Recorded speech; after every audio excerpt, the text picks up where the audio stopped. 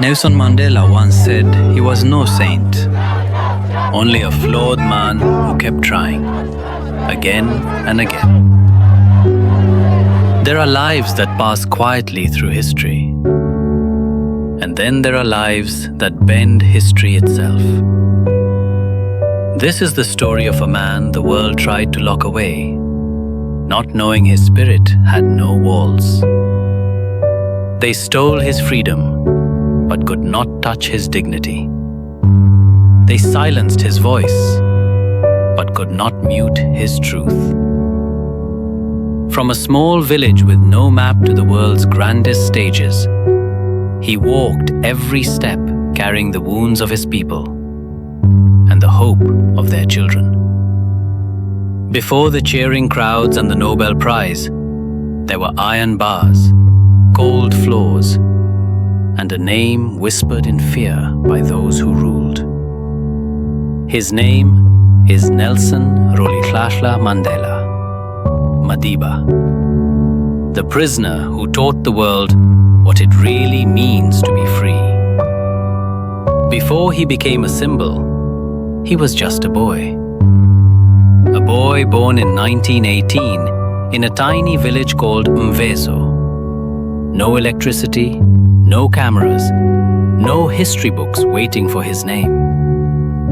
His family called him Rolihlahla, the troublemaker. Not because he hurt people, but because he was never quite satisfied with the way things were. His father, Gadla, was meant to be a chief.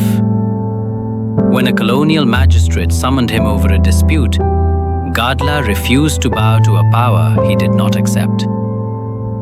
For that act of quiet defiance, he lost everything: title, land, cattle. The family was stripped down to almost nothing and forced to move to a poorer village called Qunu. Mandela was only an infant. He did not see the meeting.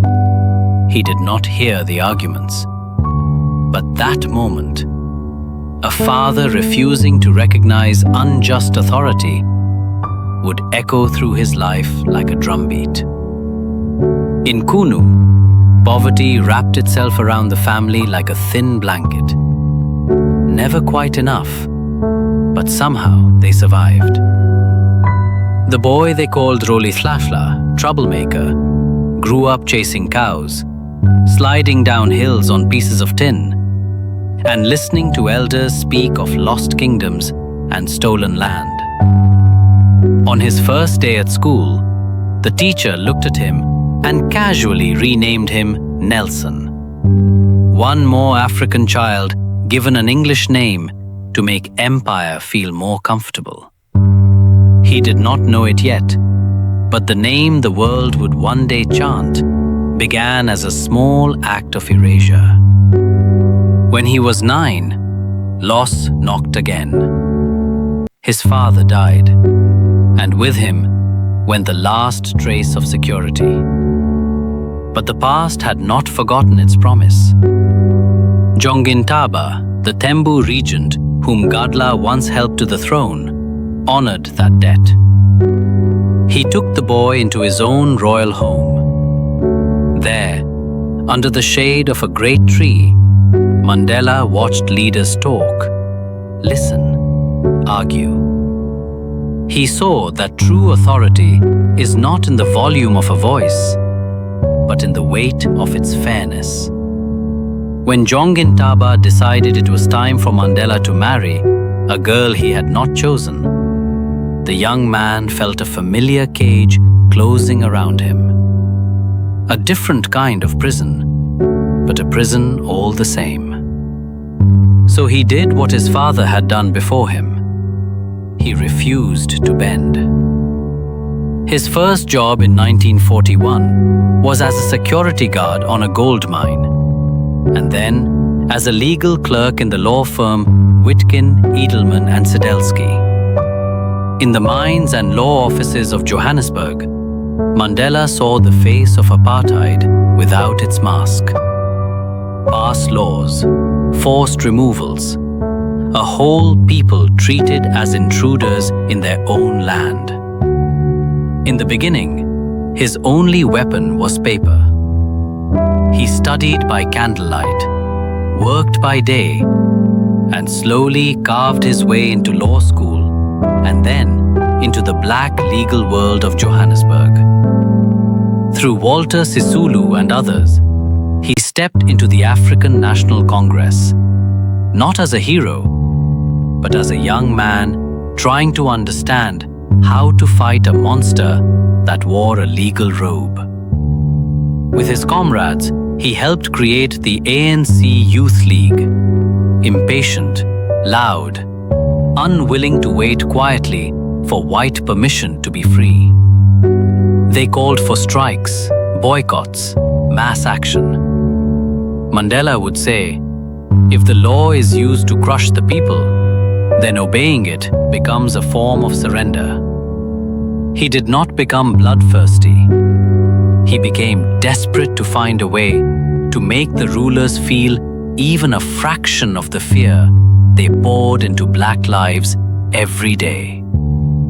In 1961, Mandela helped create Umkhonto we Sizwe, the spear of the nation, the armed wing of the struggle.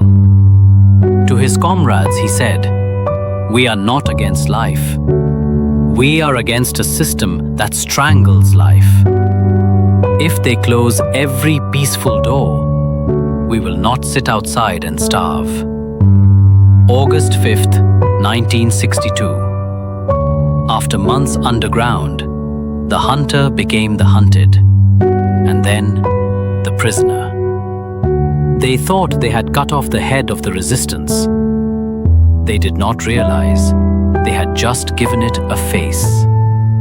The court spared his life, but sentenced him to something that looked worse: to disappear.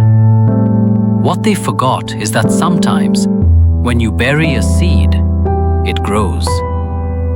They sent him to Robben Island, a place designed not just to confine bodies, but to slowly erode souls. Day after day, the same pain, the same wall, the same cell. But Mandela refused to let the island define him. If he had to be a prisoner, he decided, he would be the kind of prisoner who made other prisoners stronger. They called it the University of Robben Island. The degrees were not in law or politics, but in courage, discipline, and the art of keeping your humanity in a place built to steal it. Outside, the world changed.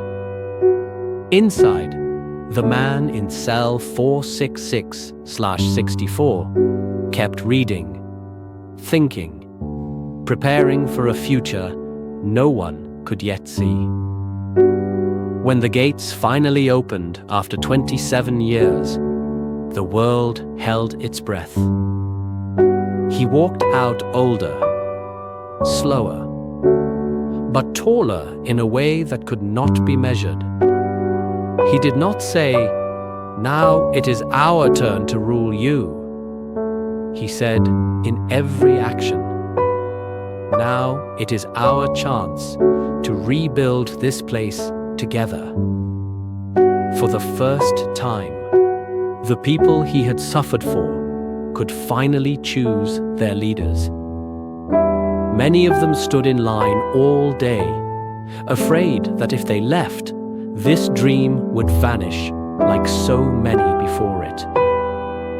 Nelson Mandela became the first black president of South Africa. But his real revolution was not taking power. It was the way he used it. His father once lost everything rather than bow to a magistrate he did not accept. Years later, the son would look an entire system in the eye and do the same. Not for land or cattle this time, but for the soul of a nation. Nelson Rolihlahla Mandela, Madiba, did not make the world perfect, but he left it with fewer excuses. Today, many want power. Few want responsibility. Mandela chose the harder one.